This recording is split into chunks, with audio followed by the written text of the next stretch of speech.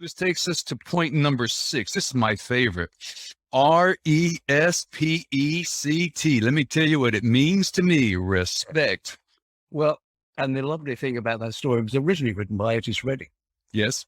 and then sung by Aretha Franklin. And when he heard that, I thought you'd never mentioned. So, 1967, Aretha Franklin belting out RESPECT. Respect. and he said, damn, that woman, she got stolen my song, because it was one of those great cases where the copy was greater than the original. Now, Otis's version is all right, but it ain't got nothing in comparison to Aretha. And everybody has done that song since then, but that's the RESPECT.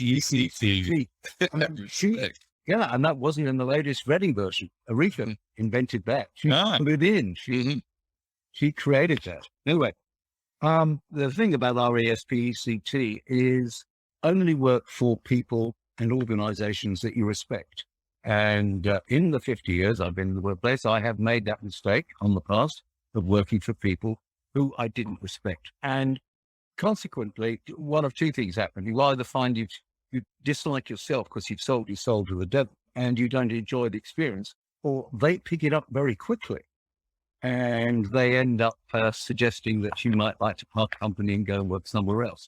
So for yourself and for the sake of the other organization, never work for people you don't respect. There's nothing to be gained. It basically is a time bomb that's ticking. I mean, anytime you're in anytime, that's what I tell people, anytime you're in a job that you don't like, you don't fit, this is not working out, it's just ticking and it's going to go off sooner or later. Yes. And far better that you are sufficiently honest, and maybe this coming on to something we'll talk about later on, but sufficiently honest to yourself to say, hey, hang on, this is not the right place to be. I'm compromising myself there.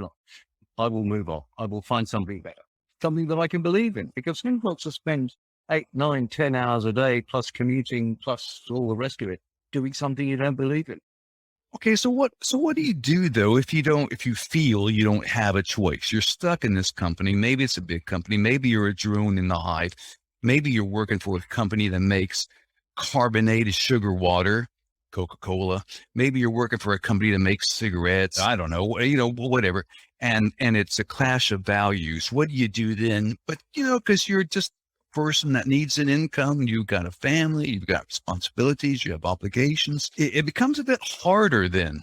It is difficult, and those are the reasons I found myself in the past in that situation, because the job, I needed the job, and the job was reasonably paid, and I thought, well, I'll just bite the bullet for a while. I suppose that the advice that I would give is probably the one that I follow.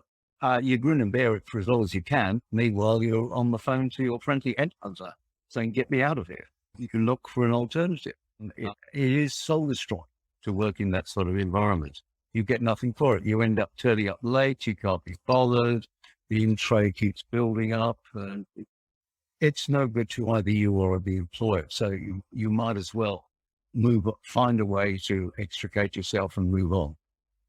Yeah, all you get is the dollars, really. The psychic cost is greater than people don't seem to account for that, but it's very, it erodes you from the inside. It does, and it's reflected too when you get home, because you're not happy there. Your relationships with your wife, your partner, whoever, your friends, they all suffer. You suffer.